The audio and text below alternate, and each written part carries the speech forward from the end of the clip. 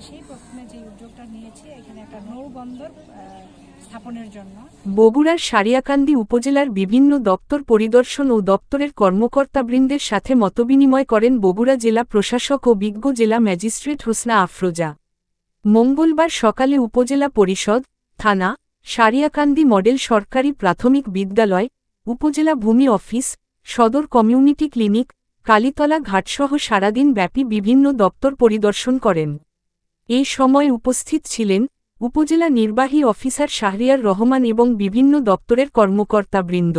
নদী ভাঙ্গন প্রবণ এলাকা যেটা সারিয়াকান্দি এবং থানা, এই দুটি জায়গায় প্রথমে আমাদের ফার্স্ট কাজ হবে যে নদী ভাঙ্গন কিভাবে রোধ করা যায়। তো যার কারণে আমি এখানে এসেই প্রথমে যে উদ্যোগটা নিয়েছি এখানে একটা নৌবন্দর স্থাপনের জন্য। আমি গত ডিসেম্বরের 2 তারিখে নৌবন্দর স্থাপনের জন্য আমি নৌ পরিবহন মন্ত্রণালয়ে প্রস্তাব প্রেরণ করেছি। এই প্রস্তাব প্রেরণের পূর্বে যেই কাজটি ছিল আমাদের নদী রক্ষা কমিটির সবাই আমরা সিদ্ধান্ত নিয়েছি। আপনি দেখবেন যে নৌবন্দর যখন এখানে স্থাপিত হবে, নৌবন্দর হলে নদীটা নিয়মিত ড্রেজিংয়ের মধ্যে থাকবে, নদী শাসনের মধ্যে থাকবে, তখন আপনার নদী ভাঙ্গন হবে না। এখন যেটি হয় এখানে আপনি যেটি বললেন যে শস্য ভাণ্ডার স্থাপন করলে হবে কি, এখানে আমার স্থায়ী কোনো স্থাপনা তৈরি করতে গেলে একটা ভয় থেকে যায় যে এটা আবার নদী ভাঙ্গনের কবলে পড়ে কিনা।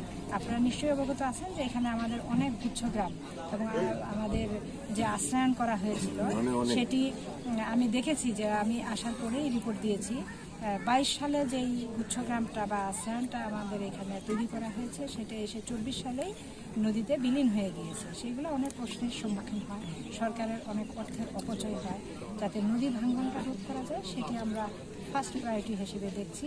নৌবন্দরটা স্থাপন হোক, তারপরে দেখবেন যে আপনার এখানে যেগুলা ইউনিয়ন বিলীন হয়ে গেছে তখন আপনার ভাঙ্গনটা হবে না। এবং নৌবন্দর স্থাপন হলে আশেপাশে দেখবেন যে তখন অটোমেটিক পর্যটন এরিয়া তৈরি হয়ে যাবে এখানে। তখন ব্যক্তি মালিকানাতেই দেখবেন যে অনেক ধরনের বিনোদনের ব্যবস্থা।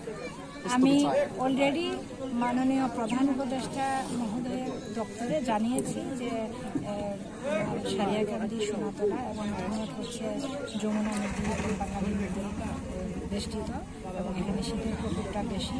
আমার এখানে অন্য জেলা থেকে কম্বল একটু বেশি লাগবে বরাদ্দ, সেটা আমরা যা বরাদ্দ পেয়েছি সবগুলোই বিতরণ করা হয়ে গেছে। নিশ্চয়ই জানেন এখানে আমরা 70,000 আর আমি আরও বরাদ্দ চেয়ে বরাদ্দ চেয়ে পত্র দিয়েছি প্রধান উপদেষ্টার কার্যালয়ে। বরাদ্দ পেলে আমরা আবার যদিও শীত চলে যাচ্ছে, কিন্তু শীত গ্রামে আসলে শীত এখনও থাকে, মাঘ মাস পুরোটাই থাকবে। বরাদ্দ পেলে আমরা আবার দিব। আর আপনি আরও জেনে খুশি হবেন যে আমি যেই বরাদ্দগুলো পেয়েছি সবসময় সারিয়াকান্দি, সোনাতলা এবং ধুনট ঐতিহ্যের চেতনায় উজ্জীবিত।